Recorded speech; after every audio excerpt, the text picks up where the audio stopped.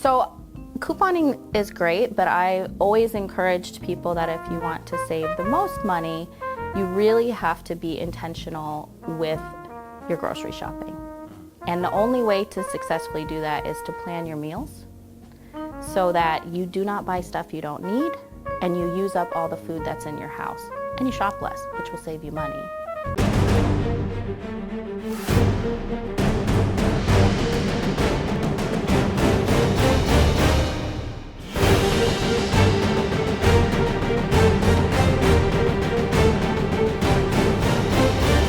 Hello, this is Marco Rock.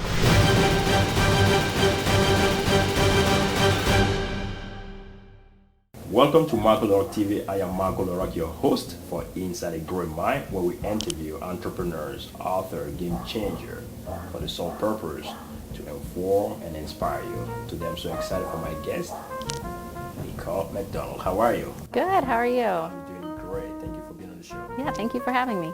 So tell us, who's Nicole McDonald?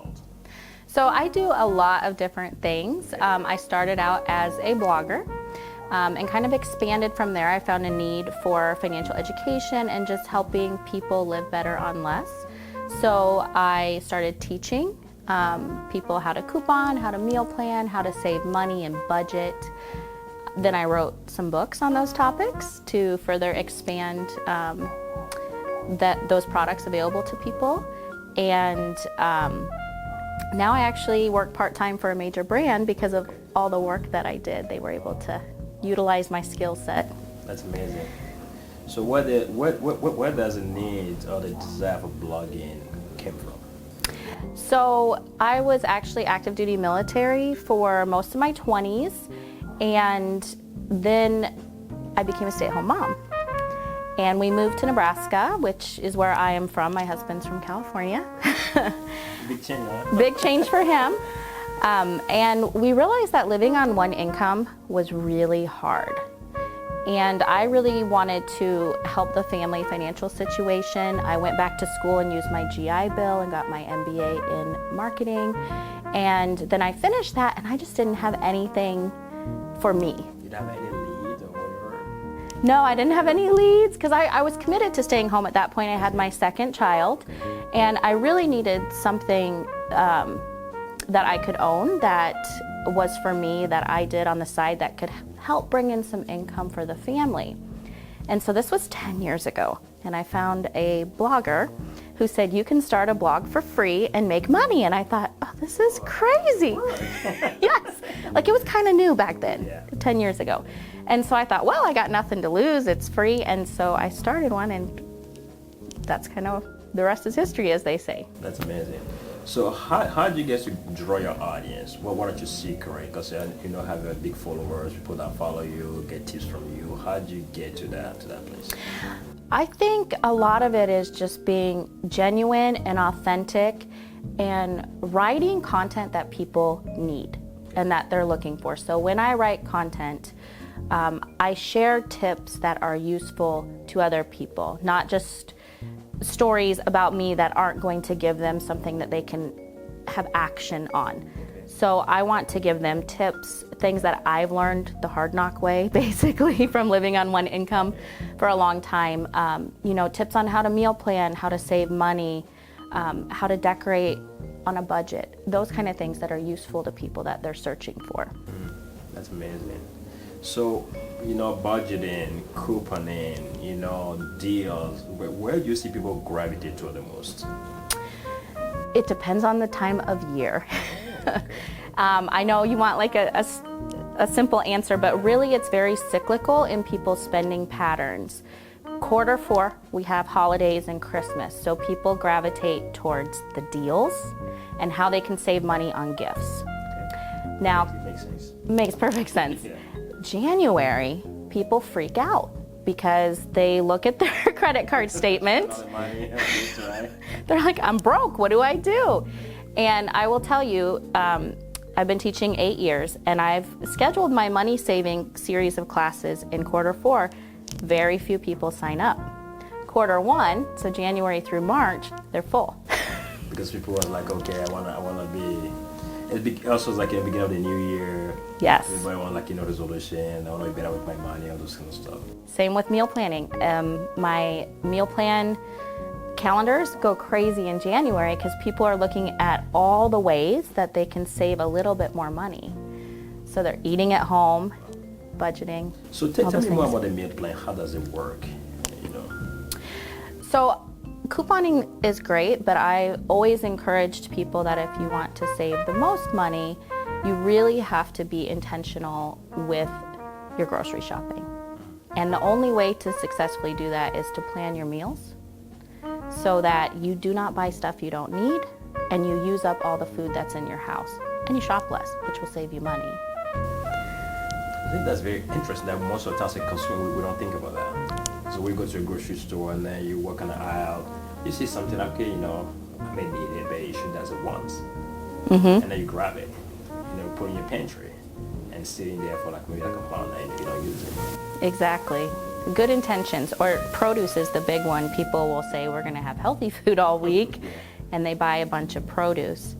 And one thing I've learned with 10 years of blogging is it's the things that are really simple to me that come naturally that can have a huge impact on someone else. So and that's what I encourage people when they're blogging or writing content. Think of the things that come really easily to you and you think are just no-brainers. Well, they could change someone's life. Definitely. And share that knowledge. And people appreciate it if you're genuine about it. You probably touched on this, but how can people live well on less? There's a lot of different ways, and it's really a mindset that you are enough, you have enough, you don't need more things. Cherishing experiences, spending time with family, shopping less, spending less, and being intentional with your money.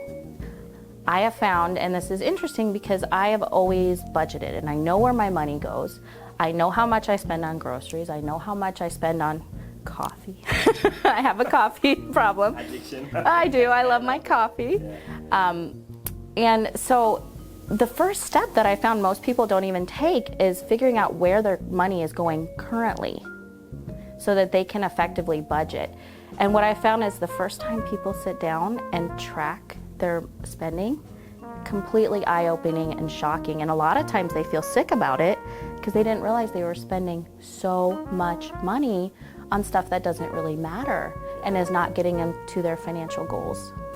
So you think the first step was to start budgeting so they know where the money is going? Absolutely.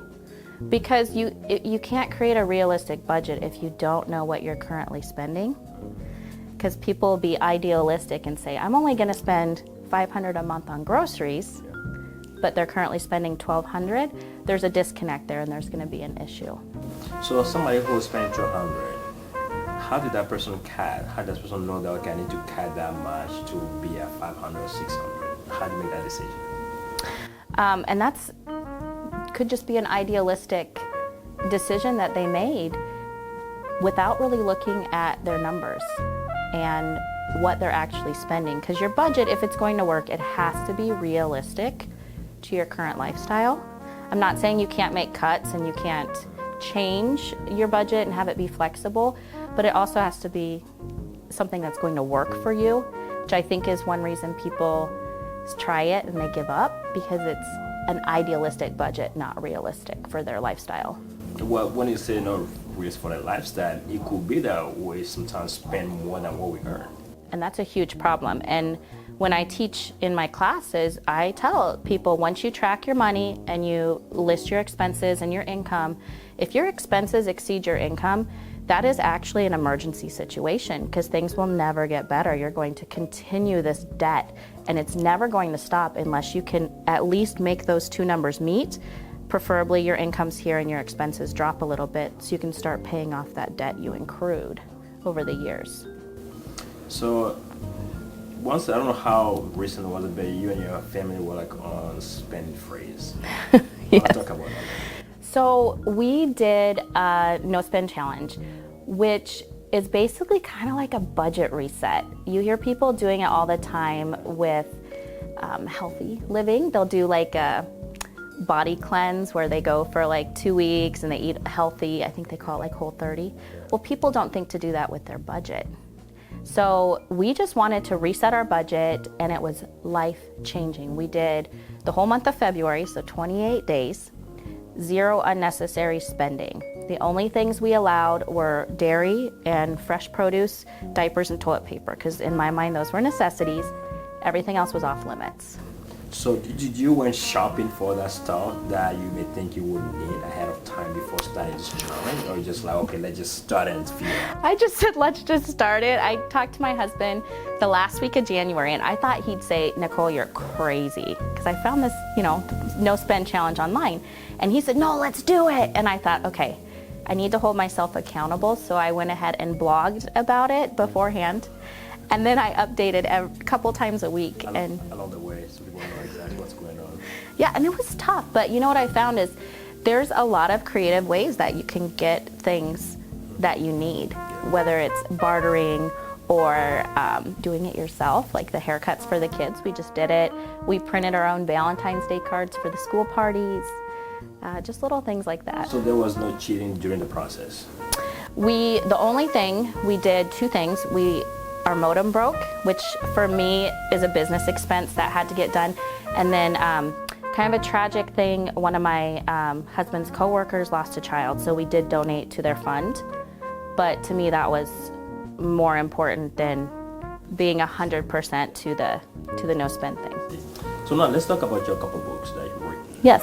So one's called The Extraordinary Art of Meal Planning. Yes. And the one is about couponing. And a budgeting one as well. Budgeting one as well. Okay. So let's touch briefly on those 3 books. What inspired you to write those books, and what impact have you seen those books made so far?